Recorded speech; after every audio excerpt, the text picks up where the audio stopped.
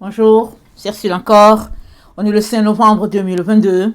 Alors, je viens sur la tempête une seconde fois aujourd'hui et je viens proclamer le retour de notre Seigneur Jésus-Christ.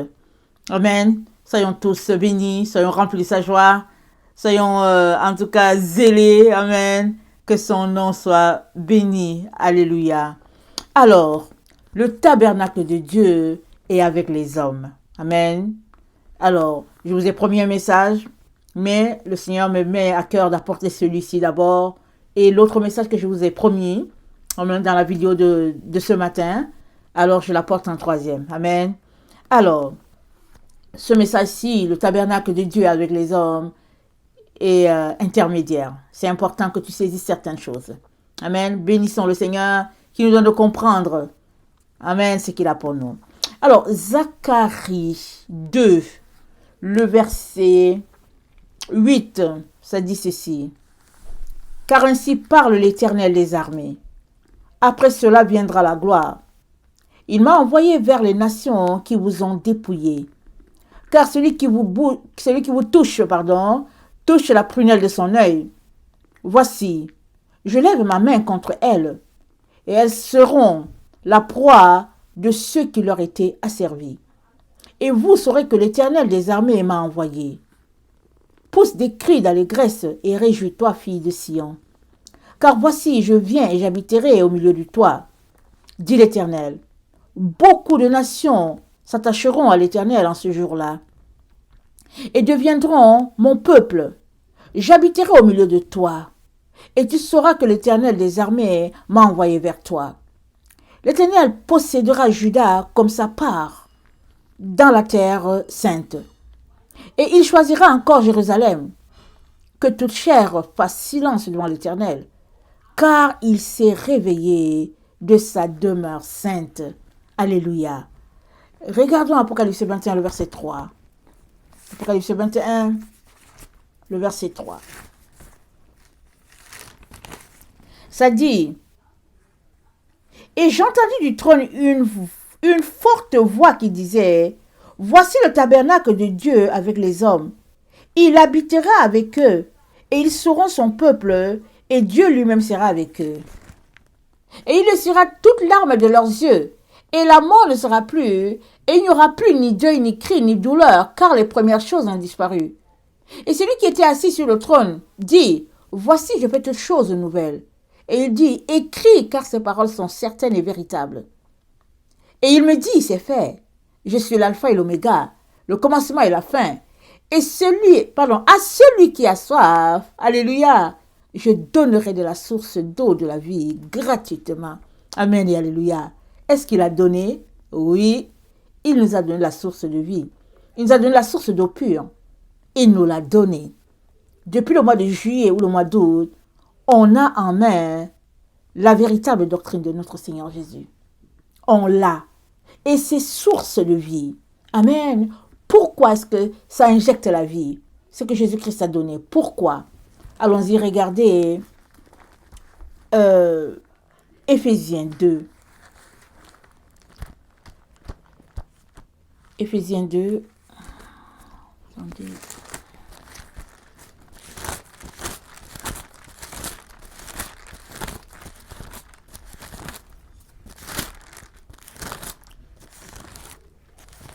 Éphésiens 2, ça dit ceci. Le verset 19. Ainsi, vous n'êtes plus des étrangers. Amen. Ni des gens du dehors, mais vous êtes concitoyens des saints, gens de la maison de Dieu. Alléluia. Vous avez été édifiés sur le fondement des apôtres et des prophètes, Jésus-Christ lui-même étant la pierre angulaire. En lui, tout l'édifice, bien coordonné, s'élève pour être un temple saint dans le Seigneur. En lui, vous êtes aussi édifiés pour être une habitation de Dieu en esprit. Amen. L'habitation de Dieu, une habitation, c'est quoi? C'est le tabernacle. Toi et moi sommes édifiés pour être le tabernacle de Dieu. Et Dieu dit, je relis ce qu'on vient de lire, Apocalypse 21. Et Dieu dit, voici le tabernacle de Dieu est avec les hommes. pardon, voici le tabernacle de Dieu avec les hommes. Il habitera avec eux et ils seront son peuple et Dieu lui-même sera avec eux. Bon, on s'arrête, on se dit, ok, mais c'est quand l'enlèvement? Est-ce que vous êtes comme moi? C'est comme, ok, d'accord, Seigneur, j'ai compris, mais c'est quand l'enlèvement? Quand est-ce qu'on s'en va là pour le ciel? Amen. C'est un peu comme ça qu'on dit. Mais qu'est-ce que le Seigneur nous dit? Il dit, j'habiterai au milieu d'eux. Vous savez, souvent je lisais ce texte ici et je me disais, Seigneur, mais comment réconcilier ça avec le départ? Comment réconcilier? N'oublions pas, si tu retournes à certaines vidéos, surtout ceux du mois de... Attendez, on est au mois de novembre. Si tu retournes aux vidéos sur mon site, surtout ceux du mois d'octobre, là, il est question de comment Dieu nous a marqués. Nous avons été marqués du sceau divin. J'en ai parlé d'ailleurs aujourd'hui. Amen. Et Dieu nous dit que non, c'est lui qui vient habiter au milieu de nous. Alors on s'arrête, on se dit, regardez, je l'ai l'enseignement à mes enfants il y a 3 jours. Il y a mon fils qui a dit, what? Maman, qu'est-ce que tu dis? Dieu, il arrive sur la terre. Il dit, non, moi je ne veux pas aller au ciel. Non, c'est ça. Alors, Dieu nous dit, il habitera au milieu de nous. Alors, qu'est-ce qu'il a fait? Qu'est-ce qui se passe? On a reçu un enseignement, tous, que voilà comment les choses vont se passer. Amen. Et Dieu dit, attendez, je n'ai pas encore dit mon dernier mot. Je n'ai pas dit mon dernier mot. Il dit, je viens habiter au milieu de toi, fille de Sion. Amen. Descendante d'Abraham, je viens habiter au milieu de toi. Et qui est Sion? Sion, c'est tous les enfants de l'Éternel qui ont décidé de retourner à la maison. Mettre en pratique les règles de notre Dieu, les préceptes appris, enseignés, ils ont décidé, ils ont dit, ça suffit. La balade à Babylone, c'est bon. Le culte ou bien l'adoration de Dieu selon les Romains et tout, Seigneur, c'est bon. Nous, on veut la vérité et puis c'est ça. Et Dieu dit qu'il habitera au milieu de nous, il sera notre Dieu et puis nous serons son peuple. Alors, il dit, le verset 9, attendez, je suis dans Zacharie 2, le verset 9, il dit, voici, je lève ma main contre elles, avec elles, c'est-à-dire les nations, et elles seront la proie de ceux qui les étaient asservis. Amen. Et vous saurez que l'Éternel des armées m'a envoyé. Amen. Alors, il lève la main.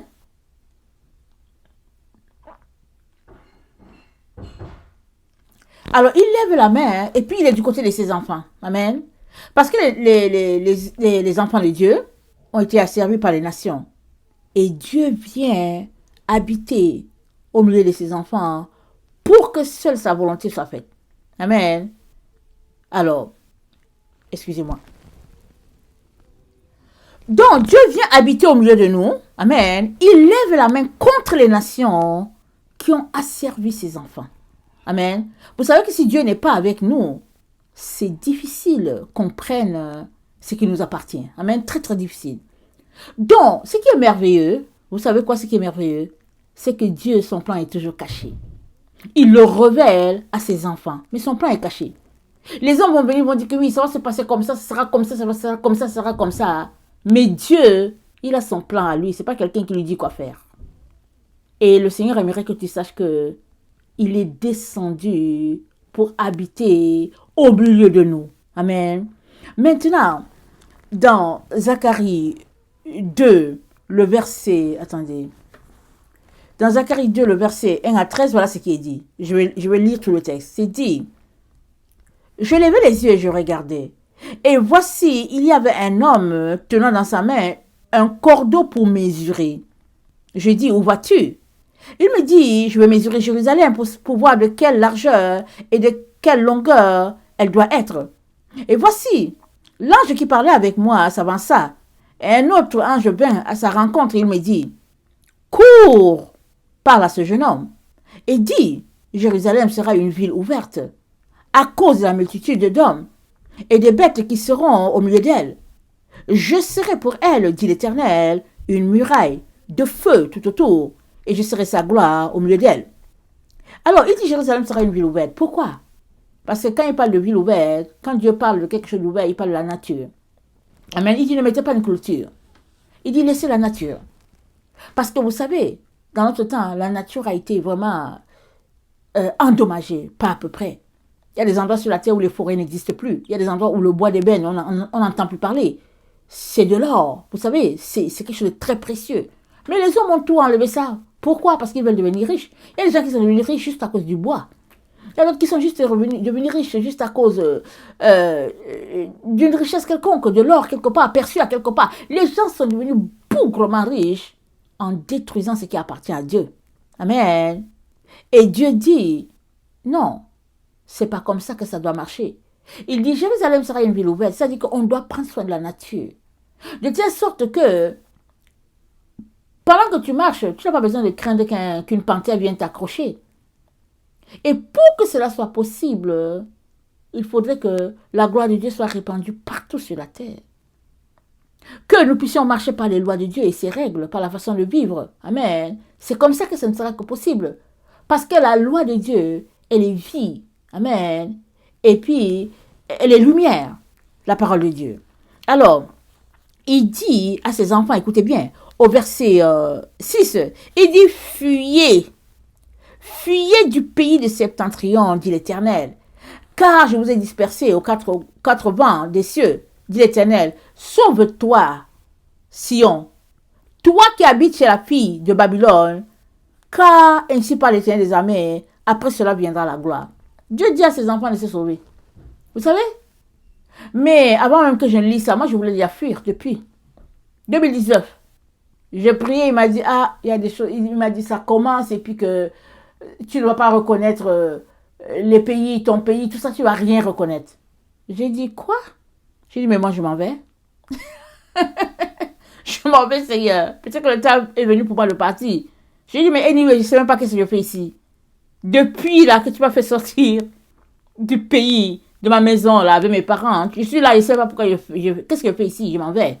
Ok? J'ai dit, ok, aux enfants, on va prendre nos affaires juste dans les sacs à dos, on va partir. Les enfants ont dit, youpi, maman, on s'en va. Mais ce n'est pas de ça que le Seigneur est en train de parler. J'avais apprêté les passeports, j'avais tout apprêté. Mais quand le Seigneur dit de fuir, le pays de Septentrion, le Septentrion, c'est l'Occident.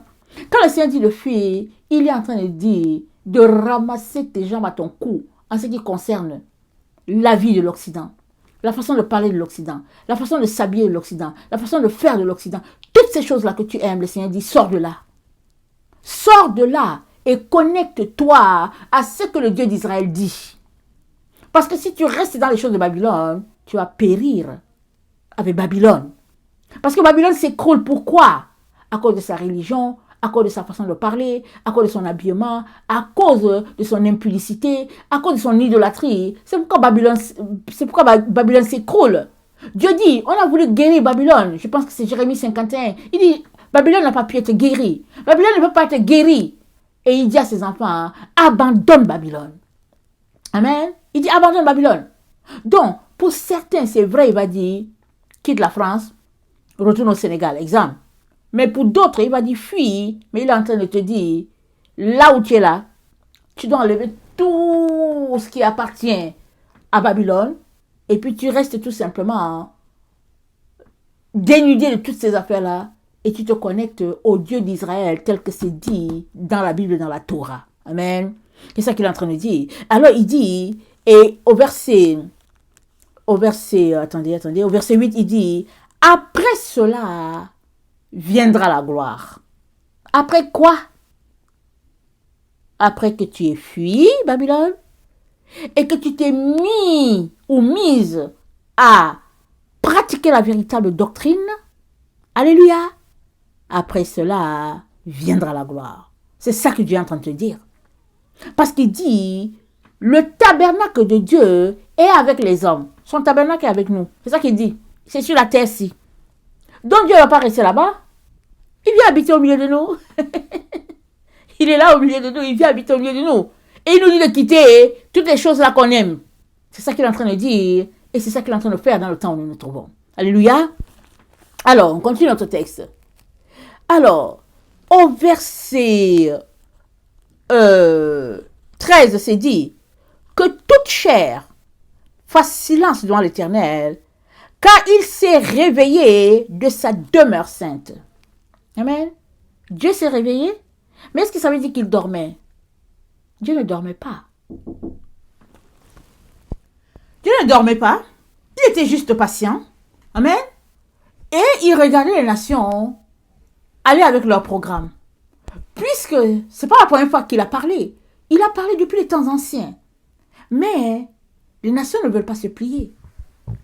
Elles veulent faire à leur tête. Alors, il est là, il les regarde.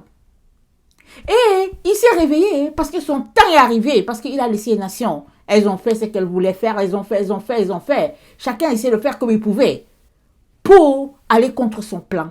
Amen. Et là maintenant Dieu dit, ça suffit. C'est pourquoi c'est écrit, Dieu s'est réveillé. Parce que son temps est arrivé d'imposer maintenant sa volonté sur la terre. Amen. Parce que dans le psaume 2, c'est dit, pourquoi ces tumultes parmi les nations et ces vaines pensées parmi les peuples? Pourquoi les rois de la terre se soulèvent-ils et les princes se liguent-ils entre eux contre l'Éternel et contre son oint? Brisons leurs liens, délivrons-nous de leurs chaînes. Celui qui siège dans les cieux rit, le Seigneur se moque d'eux. Puis, il leur parle dans sa colère, il les épouvante dans sa fureur. Donc, il y a un créateur des cieux et de la terre. Il y a quelqu'un qui a créé, ça lui appartient. Mais les nations décident de faire ce qu'elles veulent. Depuis, Dieu a observé. Et finalement, il a dit, ça suffit. C'est le temps. Je vais descendre, je vais habiter au milieu d'eux. Dans Ézéchiel 37, il nous dit la même chose qu'il a dit dans Zacharie 2, le verset 8. Dans Ézéchiel 37, il dit ceci. Le verset 27, il dit, ma demeure sera parmi eux, je serai leur Dieu et ils seront mon peuple. Et les nations sauront que je suis l'Éternel qui sanctifie Israël. Lorsque mon sanctuaire sera pour toujours au milieu d'eux. What?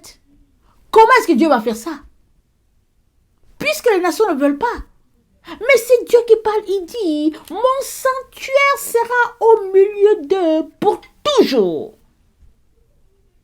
Wow. Et il redit cela dans Zacharie 2. Amen. Dans Zacharie 2, le verset, attendez, je pense que c'est peut-être le verset 12. On va regarder ça. Zacharie 2, verset 12. C'est Zacharie 14, le verset 14. Il dit, c'est Zacharie 14, le verset 16. Il dit, tous ceux qui resteront de toutes les nations venus contre Jérusalem monteront chaque année pour se prosterner devant le roi, l'Éternel des armées, et pour célébrer la fête des tabernacles. Et il y aura des familles de la terre et s'il y a des familles de la terre qui ne montent pas à Jérusalem pour se prosterner devant le roi, l'Éternel des armées, la pluie ne tombera pas sur elles. Wow! Donc, Dieu est tout simplement en train de se préparer là pour que les choses marchent sur la terre comme lui, l'Éternel des armées, l'a décidé. Voilà pourquoi c'est dit, Dieu s'est réveillé. Amen. Ce n'est pas parce qu'il dormait. Dieu ne dort pas. Dieu s'est réveillé. Amen. Continuons notre lecture. Zacharie 2, le verset 10. Il dit, pousse des cris d'allégresse et réjouis-toi, fille de Sion. Car voici, je viens et j'habiterai au milieu de toi, dit l'Éternel. Beaucoup de nations s'attacheront à l'Éternel en ce jour-là et deviendront mon peuple. J'habiterai au milieu de toi et tu sauras que l'Éternel des armées m'a envoyé vers toi. Donc Dieu vient habiter au milieu de nous à cause de son grand amour pour l'être humain. Il dit beaucoup de nations seront son peuple à lui. Alléluia. C'est tout ce qu'il veut. Il aime notre Père. Il aime les enfants. Amen. Il aime les enfants. Alors il dit j'habiterai au milieu d'eux. J'habiterai au milieu de la fille de Sion, j'habiterai là. Et il dit, beaucoup de nations seront son peuple. C'est le grand évangéliste de tous les temps, notre Dieu. Amen. Il fait tout cela parce qu'il veut nous racheter. Parce qu'il ne veut pas nous laisser périr. Amen. Dans les flammes. Et voilà sa stratégie. Amen. Au lieu de prendre ceux qui sont corrects, comme on dit, et puis de les emporter, et puis de laisser les autres entre eux, il dit non, non, non. Il dit j'arrive là-bas. J'arrive là-bas, je vais m'installer au milieu d'eux et je vais voir ça, comment ils vont faire pour ne pas se sanctifier. Amen. Voilà pourquoi dans Zacharie 2, c'est dit, après cela viendra la gloire. La gloire, c'est quoi? C'est la présence de Dieu, la présence manifeste de Dieu, la présence étanche de Dieu. C'est-à-dire qu'on regarde, on sait que, ici, là, c'est lourd, c'est la pesanteur. On voit Dieu partout, on le touche partout. La Bible dit quoi? Que la terre sera remplie de la connaissance de la gloire de Dieu, comme l'eau couvre le fond de la mer. C'est-à-dire que partout, ça sera la gloire de Dieu, répandue partout. Et avant que cela arrive, Dieu nous donne son eau. Amen. Voilà pourquoi il dit, l'eau coule du trône. Nous sommes tous invités à aller boire cette eau-là. Et ça renvoie à la parole de Jésus quand il avait parlé à la femme samaritaine. Il a dit, hey, si tu savais celui qui te demande de l'eau là, l'eau du puits là, mais tu lui aurais demandé toi-même de l'eau, et il t'aurait donné la véritable eau. Parce que l'eau véritable, ce n'est pas ce qu'on boit là, qui étanche notre soif pour quelques heures. L'eau véritable, amen, c'est la parole pure de Dieu. Celle qui nous donne la vie éternelle. Celle par qui on est changé, on est transformé à la gloire de Dieu. Et Dieu parle de cette eau-là, cette eau pure-là, qu'il veut donner à toutes les nations. Amen. C'est pourquoi il vient habiter au milieu de nous. Amen. Et dans le temps où nous sommes, voilà pourquoi il nous dit de nous dépouiller de tout ce qui est sale. De nous dépouiller de nos ordures. Parce que, vous savez, Dieu est saint. Et la Bible dit quoi? La Bible dit, recherchez la paix et la sainteté sans laquelle nul ne verra Dieu. Ok? Alors Dieu est saint. Il est pur. Et il nous dit qu'il va venir habiter au milieu de nous. Alors, ça veut dire, pour toi et moi, ça veut dire qu'on a besoin de se purifier. On a besoin de se sanctifier. Pour que ce Dieu-là puisse descendre, habiter au milieu de nous. Il est saint. Il est pur. Alors, on ne peut pas rester dans la saleté et dire, ok, c'est pas grave, comme il vient, c'est pas grave, il va nous trouver. Non, non, non. Parce qu'il vient et puis il fait quoi? Tout ce qui est sale, il va nettoyer. À partir du moment où il descend quelque part, cet endroit devient son sanctuaire. Vrai ou faux? C'est ça, n'est-ce pas? Alors nous sommes appelés à nous purifier, à nous sanctifier et puis à être conformes, amen, à ce que Dieu attend de nous.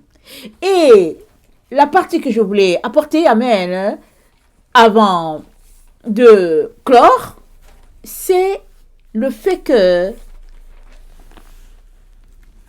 Luc nous dit, le royaume de Dieu ne vient pas de la manière que nous les hommes, on veut ou bien on attend. Ok? Les gens ont parlé de l'enlèvement et puis ils nous ont enseigné sur l'enlèvement, ceux qui sont passés avant nous, comment on appelle ça là, les commentaires bibliques et tout ça. Et ça a créé beaucoup de confusion, n'est-ce pas? Et on est là, on ne sait pas comment ça s'est passé. Tantôt, j'ai lu, j'ai dit, pas tantôt. Il y a le moment où j'enseigne, j'ai dit, ok, on sera enlevé, on va partir. Et le moment où j'enseigne, j'ai dit, oh non, non, on sera ici. Donc finalement, toutes ces confusions, on est là-dedans. Et le Seigneur vient aujourd'hui apporter une clarté, une bonne fois pour toutes. Il dit non, je viens habiter au milieu de vous. Je viens habiter au milieu de vous. Mieux encore, il nous dit, l'arbre de vie est déjà là. Amen. Il avait été caché à la vue des hommes parce qu'on était dans des péchés immenses. Ça avait été caché. Alors les hommes ont envoyé leur doctrine, leur théorie. Ils ont dit voilà qu'il faut faire ceci, il faut faire comme ci, il faut faire ceci, il faut faire cela. Les gens ont fait, ils ont fait. Jusqu'à finalement Dieu dit ok. Dieu s'est réveillé. Qu'est-ce que ça veut dire? Depuis des siècles, vous envoyez des théories, vous savez, vous envoyez des manières de faire. Faisons comme ci, enlevons cela, faisons sauter ceci. Oui, écartons tel prophète. Faisons cela. Dieu dit ok. Les hommes ont fait, ils ont fait. Jusqu'à, ils ont dit bon voilà, on va partir, on va laisser la terre à tous ceux-là qui n'obéissent pas à Dieu. Mais la terre, Dieu l'a créée pour qui? Il l'a créée pour ses enfants. Il l'a créée pour toi et moi. Il a créé pour toi et moi. Alors, est-ce qu'on va laisser notre bien? La terre, c'est notre bien. Amen. C'est notre bien. C'est les ennemis de Dieu qui ont détruit la terre. Pas ses enfants. Et puis, quand on regarde le mariage à Israël, dans la culture israélite, Dieu, amen, le Aleph, il vient épouser le Tav. Amen. C'est ça, c'est Aleph Tav. Alors le mariage, amen, c'est quand Dieu le Créateur, il descend pour s'unir, amen, à Malkout, la terre. Amen. Excusez-moi, je regarde mon séphiro, mon arbre séphirotique, c'est ça que je regarde. Alors Dieu descend, il vient s'unir à la terre. Amen. La mer terrestre. Il vient, il quitte son trône et il vient habiter au milieu de la poussière, comme on dit, puisque nous sommes poussière. Mais il fait ça pourquoi? Pour que toi et moi qui sommes poussière, alléluia, nous devenions des êtres glorieux. Amen. Merci Seigneur. Des êtres qui ne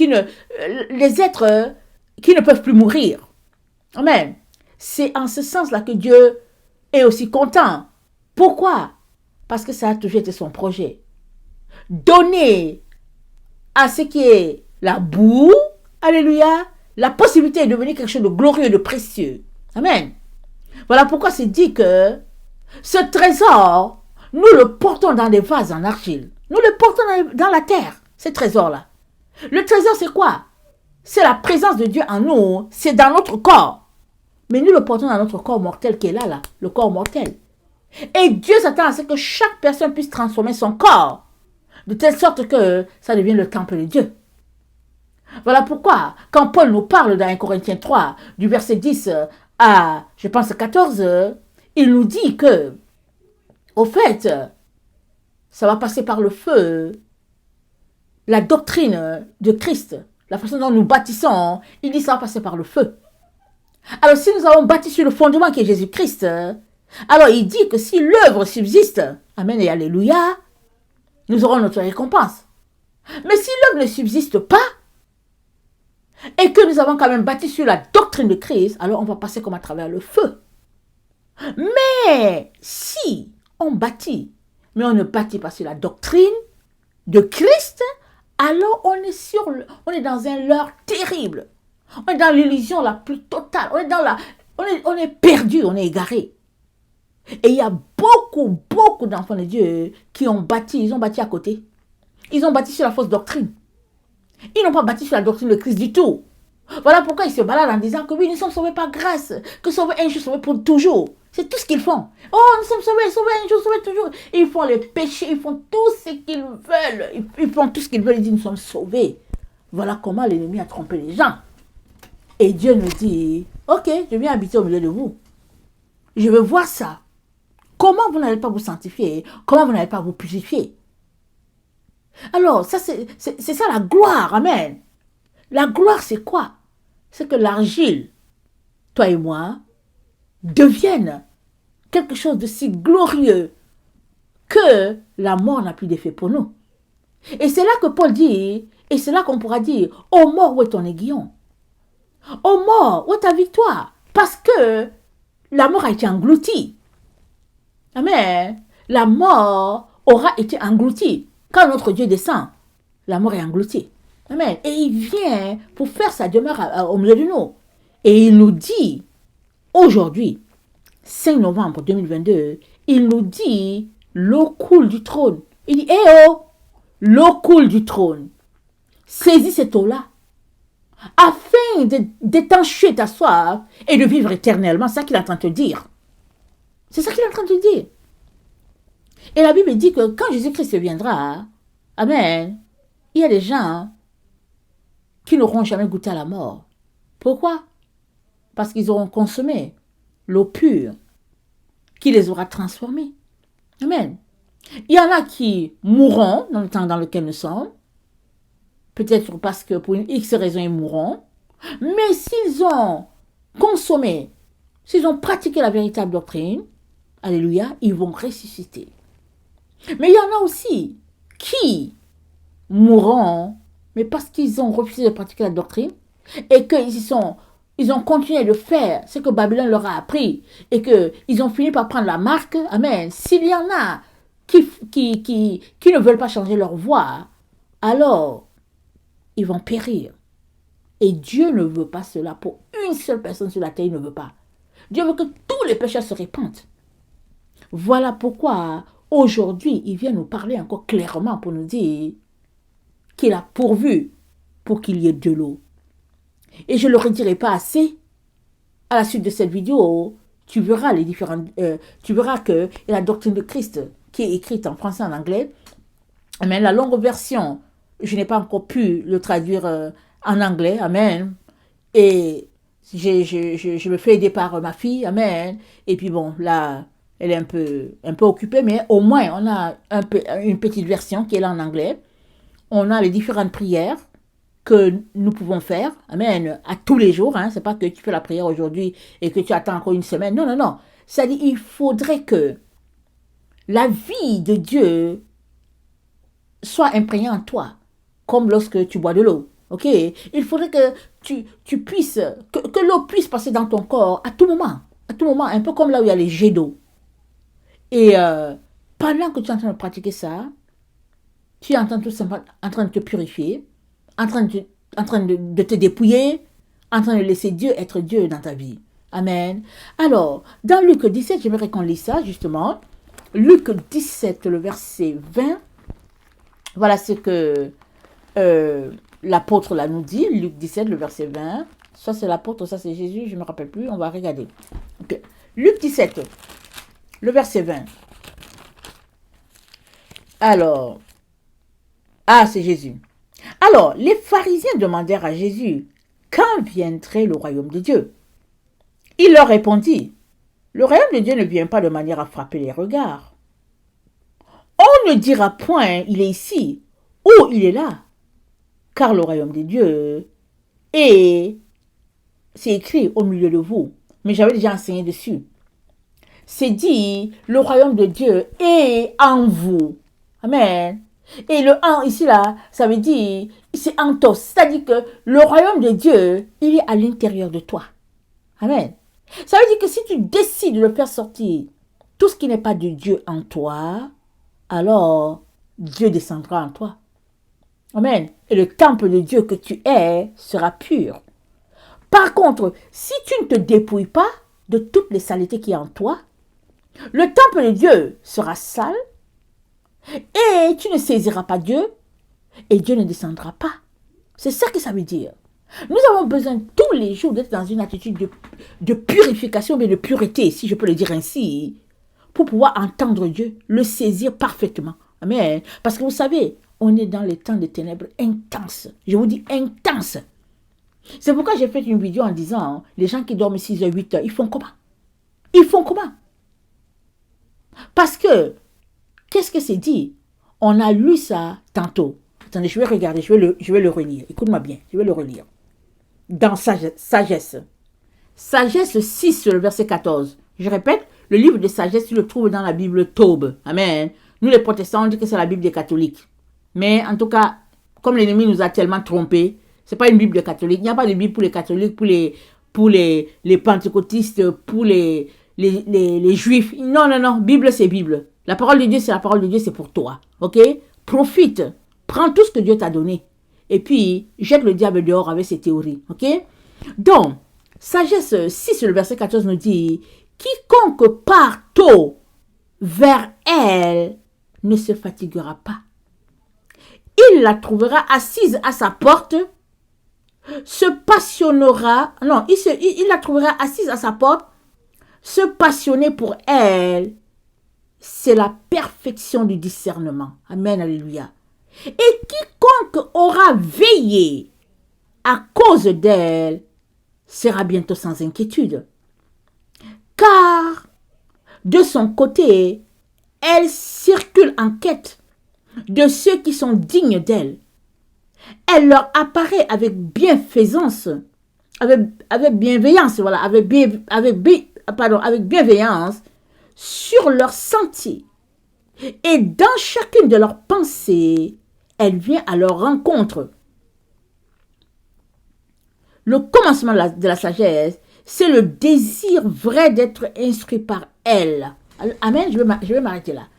Alors, si toi, tu dis que tu es enfant de Dieu, tu aimes Dieu, mais que toutes les nuits, tu tapes 6 heures, 8 heures de sommeil, mais tu rencontres ton Dieu quand? Parce qu'on a 24 heures, mais il y a tellement de choses à faire qu'en 24 heures, il n'y a pas le temps. Il n'y en a pas. Je vous dis, je ne vous cache pas que quand j'étais dans mes maternités, il y avait des jours où je m'asseyais, je disais, Seigneur, si tu pouvais m'ajouter juste 2 heures. 2 heures dans les 24 là, pour que pour moi, j'ai 26 heures. Tellement il y avait des choses à faire dans la maison.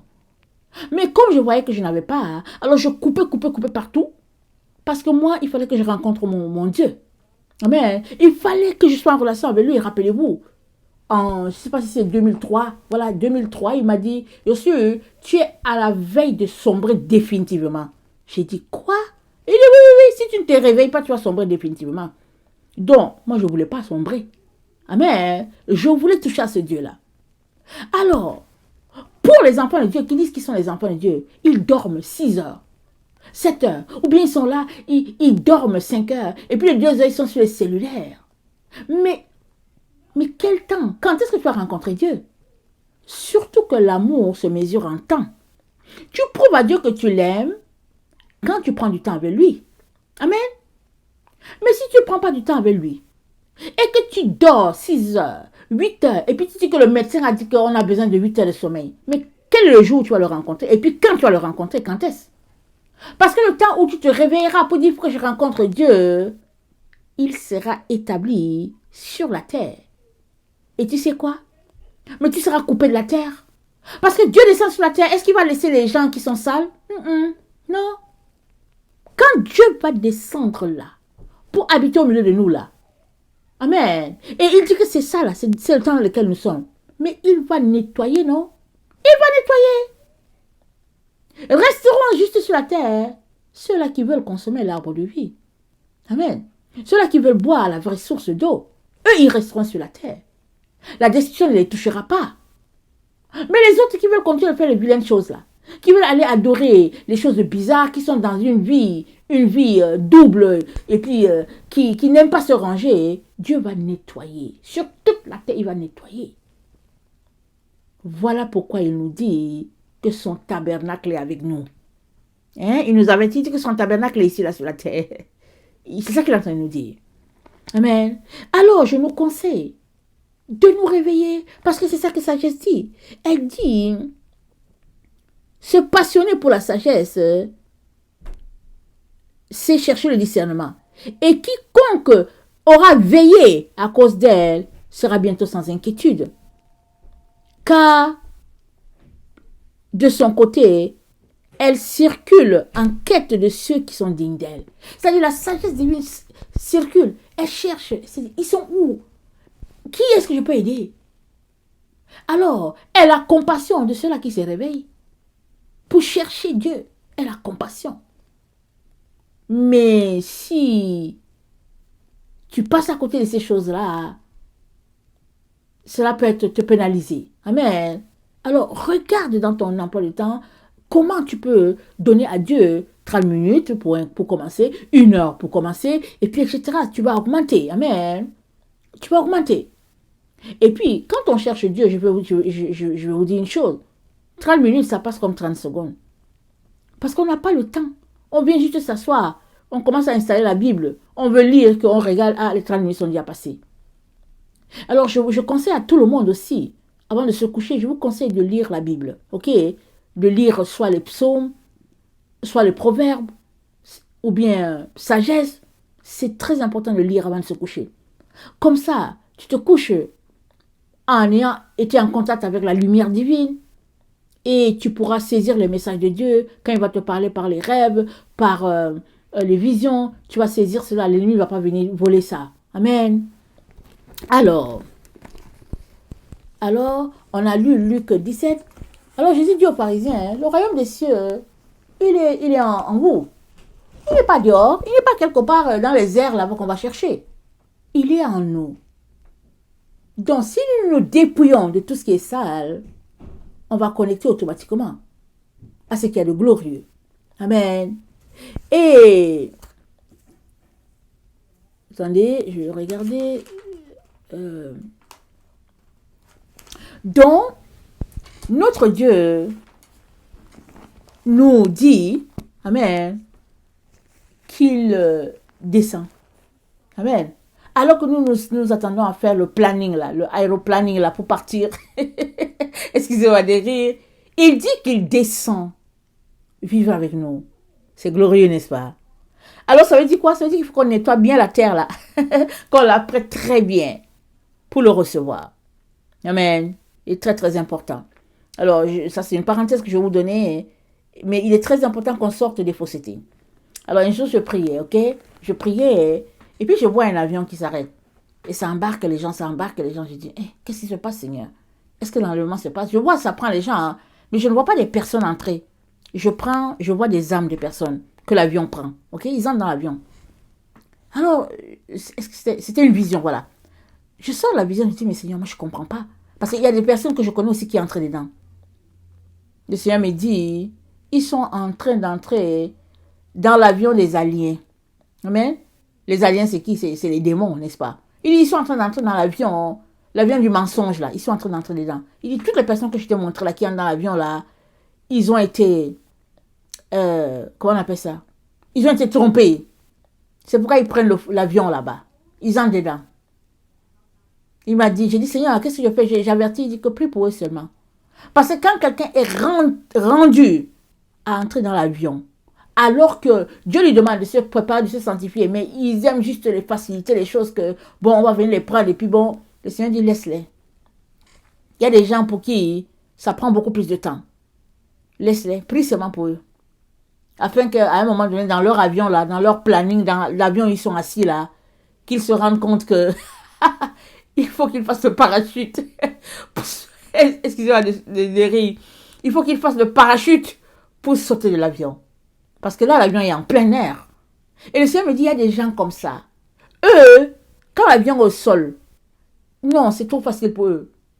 Il y a des gens qui vont se rendre compte qu'ils sont, en tout cas, ils sont entrés dans le mauvais appareil quand ils sont en plein vol. Amen. Et on va prier qu'ils puissent, en tout cas, faire le parachute et sauter. Amen. Vous savez qu'avec les choses spirituelles, c'est possible. Donc, Dieu est bon. Amen. Pour délivrer ses enfants. Il descend, habite au milieu de nous. La question pour chacun d'entre nous, c'est, sommes-nous prêts à le recevoir? Et si nous ne sommes pas prêts, que faisons-nous pour nous apprêter? Parce que c'est une grâce de pouvoir avoir cette eau pure-là. C'est une grâce. Mais maintenant, Dieu ne va pas prendre ta main pour porter ça à ta bouche. C'est toi qui dois prendre l'eau pour mettre ça à ta bouche. Parce que Dieu a tout fait déjà, il a tout donné. Il te reste juste à prendre l'eau à mettre à ta bouche. Et je t'encourage fortement à le faire. Amen. Que le Seigneur bénisse sa parole. Je vous aime beaucoup et Dieu davantage. Maranatha, Jésus revient. Amen et amen. Soyez bénis.